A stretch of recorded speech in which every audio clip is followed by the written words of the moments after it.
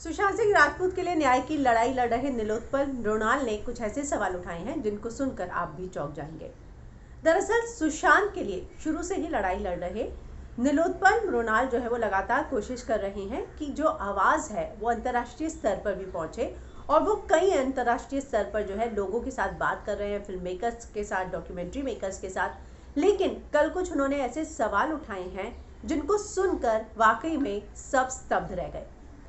कल वो अर्नब के साथ एक टॉक शो का हिस्सा बने जहां उन्होंने 3 सवाल उठाए और उनको सुनकर सभी ने ये बोला कि आपके सवालों को सुनकर वाकई में गूज़बम्स हो गया। क्या कहा उन्होंने कहा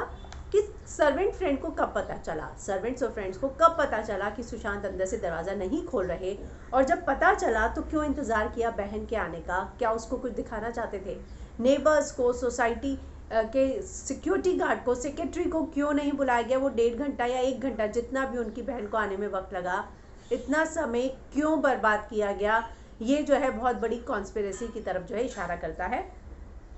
इस केस में सभी एक्टर्स को इंटरोगेट किया जा रहा है। एक्टर्स का काम होता है एक्टिंग करना। वो जाएंगे स्टेशन में और अगर आपको रोके भी, एक्टिंग करके भी रोएंगे तो आप तो समझेंगे कि हाँ वो सही बोल रहे हैं, लेकिन आप ये सोचिए कि वो एक्टर्स हैं, एक्टिंग करना उनका काम है। ऐसे में जो है पुलिस की जांच पर भी उन्होंने सवाल उठाए। तीसरी बात उन्होंने कहा कि सुशांत को मैंने कंधा दिया था, मुझे मालूम है जो उनका वेट था। ऐसे में अगर आप ये दावा करते हैं कि वो अपने रूम में लटके हुए थे तो कुछ लोगों ने मिलकर उन्हें उतारा होगा, क्योंकि जो उनका वेट है उसके हिसाब से जो है कोई एक इंसान नहीं कर सकता। तो फिंगरप्रिंट्स किसके हैं, किस किस ने उनको उतारा था, किन किन लोगों के फिंगरप्रिंट्स आए हैं, ये सारे सवाल उन्होंने उठाए हैं। साथ ही उन्होंने रिया के बारे में भी कहा कि सबसे पहले रिया को क्यों नहीं बुलाया गया, रिया तो 3 दिन पहले घर छोड़कर गई थी, तो पहले रिया को बुलाना चाहिए था, उसकी बहन को क्यों बुलाया, और चाबी वाला संडे के दिन आपको कैसे मिल गया,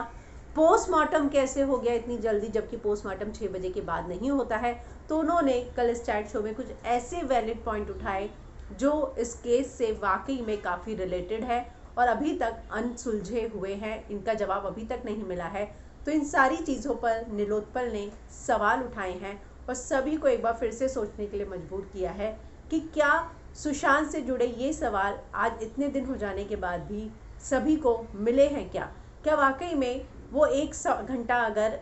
बहन का इंतज़ार नहीं किया होता तो क्या सुशांत को नहीं बचाया जा सकता था।